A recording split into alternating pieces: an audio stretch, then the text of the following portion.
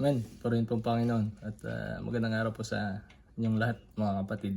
Amen. At sa maabot po ng salitang ito, gusto ko lamang po ibahagi ang salita ng Diyos. At una sa lahat, maraming salamat sa Panginoon sa kanyang pribileyo na muli ay makapagbahagi po ng kanyang salita. Amen. Gusto ko lang po i-share sa bawat isa yung ayon po sa mga nangyayari ngayon sa ating pamahalaan. Amen. Na kung saan ay naging malayo na sa ating Panginoon. Wala na yung Kristo sa buhay. Amen. Lahat ng kasamaan ay mas lalong kinaliligayan ng mga taong nasa pamahalaan, nasa itaas ng katungkulan. At gusto ko pong ibahagi sa inyo na nagiging angkop po sa mga nangyayari ngayon sa ating pamahalaan. Although na yung salitang ito ay sa mga believer, at gusto ko pong ipahayag dahil na may remind po yung mga taong patuloy na umahasik ng kasamaan or patuloy na lumalakad na wala pong pagkakilala sa Panginoon. Dito po sa Santiago chapter 4 verse 1 to 4 Sabi po dito, saan nanggagaling ang inyong mga alitan at pag-aaway? Hindi ba't nagmumula iyan sa masasamang nasa na naglalaban-laban sa inyong kalooban? Amen. Sabi po dito ni James sa kanyang sulat. Mayroon kayong minimithi, ngunit hindi ninyo makamtan. Kaya't papatay kayo kung kailangan, mapasa inyo lamang iyon. May mga bagay na gustong-gusto ninyo, ngunit hindi ninyo maangkin. Kaya kayo'y nagkakagalit at naglalaban-laban. Hindi ninyo nakakamtan ang inyong minimithi dahil hindi kayo humihingi sa Diyos. And 3, at humingi man kayo, wala rin kayong natatanggap dahil hindi tama ang inyong layunin. Humingi kayo upang mapagbigyan ang inyong kalayaan. And last, sa 4, mga taksil, hindi ba ninyo alam na kapag nakipagkaibigan kayo sa sanlibutan ay kinakaaway naman ninyo ang Diyos? Ang sinumang nagnanais na maging kaibigan ng sanlibutan ay kaaway ng Diyos. Amen. Napaklaro ng kanyang salita. Praise God. At makikita po natin dito na akma po siya sa mga nangyayari ngayon sa ating pamahalaan, kung saan ay yung ating mga leader ay nag-aaway-away, nag-aalit-alitan. At yung iba na patuloy na naghasik ng kanilang kasamaan ay naghihiyawa at gumagawa kung ano yung gusto nila para lang makamtan yung kanilang ninanais. Amen. At dito makita natin na tunay nga yung salita ng Diyos. Kahit na ito'y matagal nang isinulat, pero ito ay revelasyon ng Panginoon sa mga disciples, lalo na sa kay James. Amen. Kung saan ay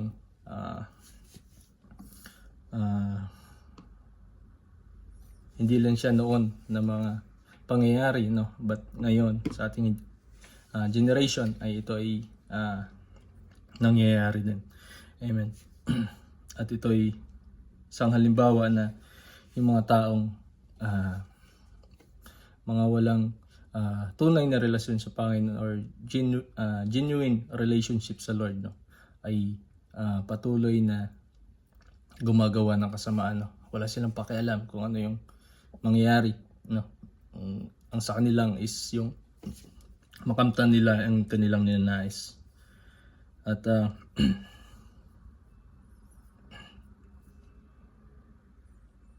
yung sabi nga dito sa 2, sabi niya, mayroon kayong minimithi ngunit hindi ninyo makamtan, kaya't papatay kayo kung kailangan. Amen. Mapasa inyo lamang iyon. May mga bagay na gustong-gusto ninyo ngunit hindi ninyo maangkin. Kaya kayo'y nagkakagalit at naglalaban-laban. Yun yung napakaklaro ng salita ng Diyos na sa mga nangyayari ngayon para lamang makamtan nila yung kanilang ninanais, mga posisyon, kayamanan dito sa lupa. talagang lahat ng bagay kanilang gagawin para makamtan nila ang kanilang ninanais, no? Ganun po yung isang halimbawa pag hindi po nilid ng banal na espiritu. Wala pong genuine na repentance or genuine na relation sa ating Panginoon. At may kinalakihan, no? Although na sinasabi ng lahat na yung Pilipinas ay isang Kristiyanong bansa, no? Pero kakaunti lang ang merong talagang tunay na relasyon sa ating Panginoon. Yun po yung katotohanan. Amen. At sabi nga sa kanyang salita, no, makikita sa bunga, no, makikita sa buhay kung siya ay may genuine na relation sa ating Panginoon.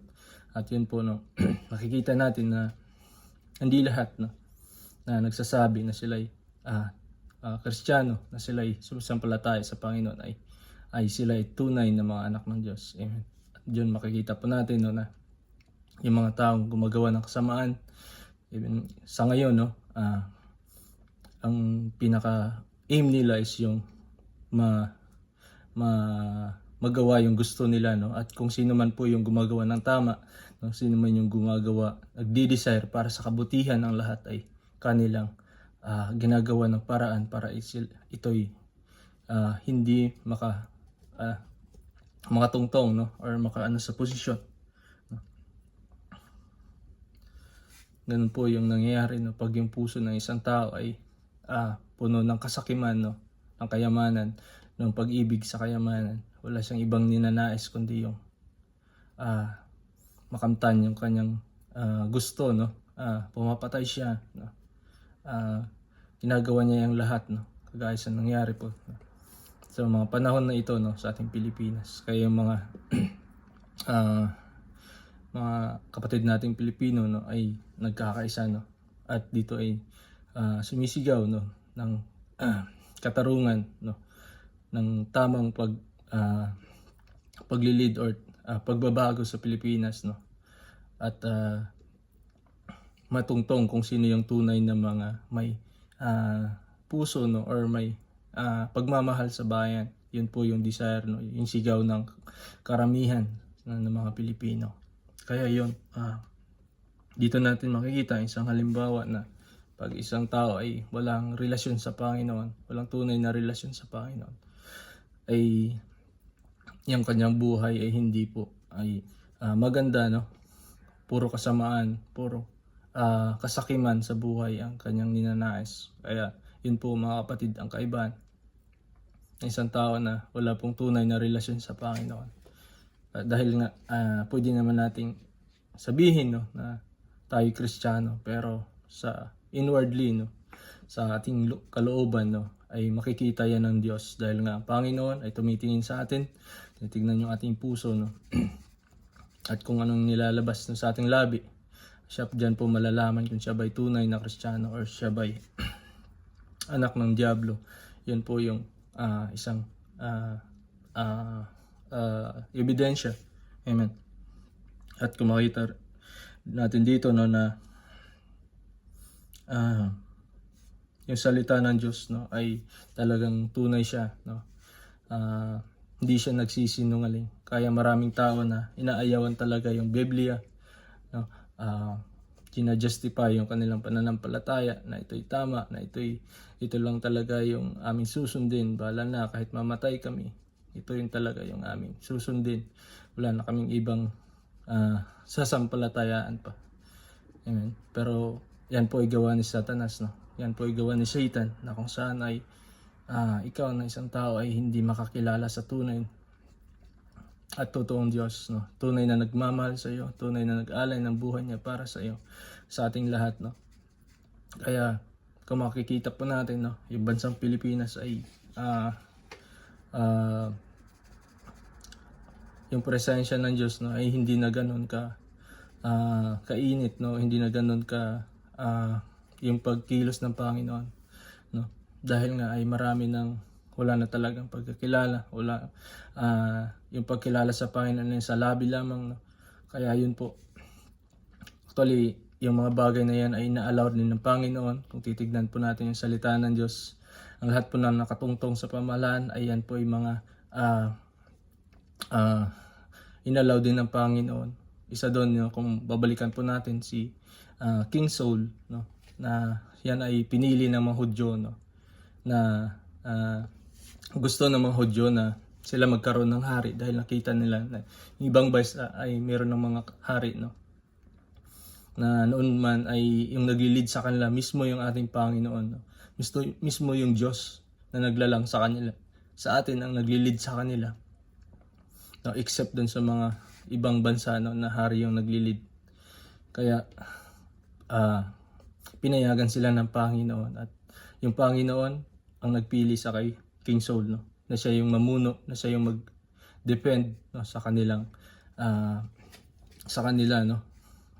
Siya yung maglilid sa kanila bilang hari. Pero nangyari, hindi rin nag-prosper, no? Dahil nga ay hindi kalooban ng Diyos, no? Kaya sa atin bilang mga tao, no, pag tayo ay napapalayo, no, sa kalooban ng Diyos, talagang 100% ay hindi talaga magpo-prosper.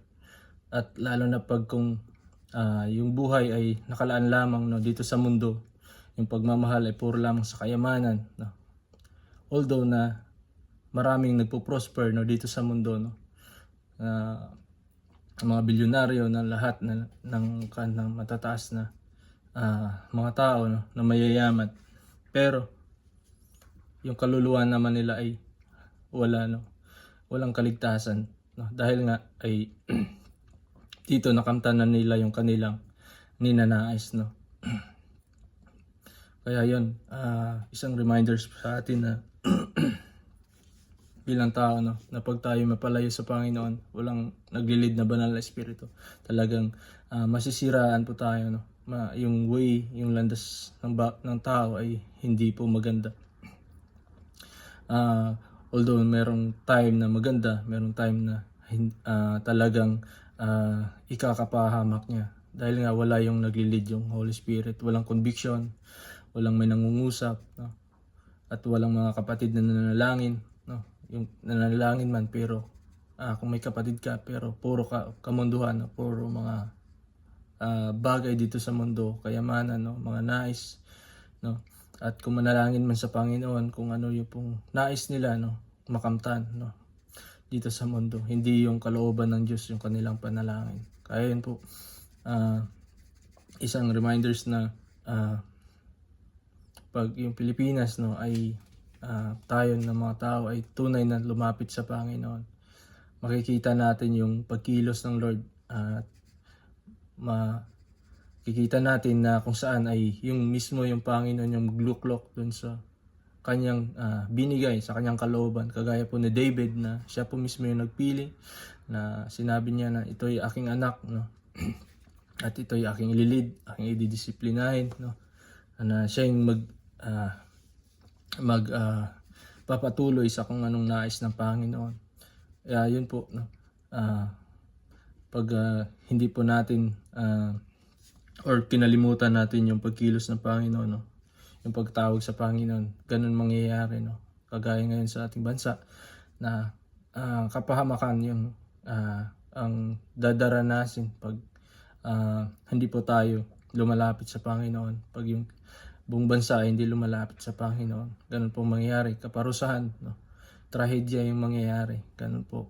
Wala pong magandang idudulot pag once na yung isang bansa ay malayo sa ating Panginoon. Kaya encourage po sa lahat, no, na this is the time, no, na lahat po tayo lumapit sa Diyos, no, sa tunay na Diyos, sa tunay na naglalang sa atin, nagligtas sa atin, sa ating Panginoon Jesus. Napabuti po ng ating Panginoon.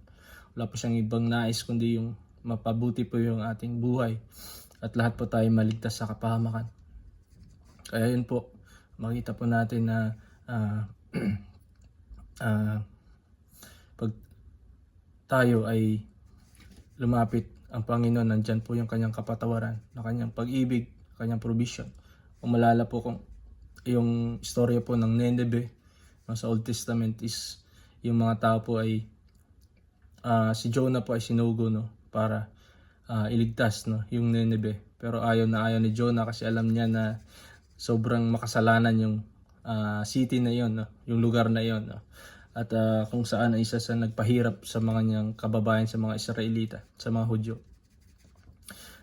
Kung saan ay talagang wala siyang heart na kung saan ay maligtas pa, no? Bigyan pa ng chance ng Panginoon. Kasi alam niya yung Diyos na mahabagin, yung Diyos na maawain, mapagmahal, no?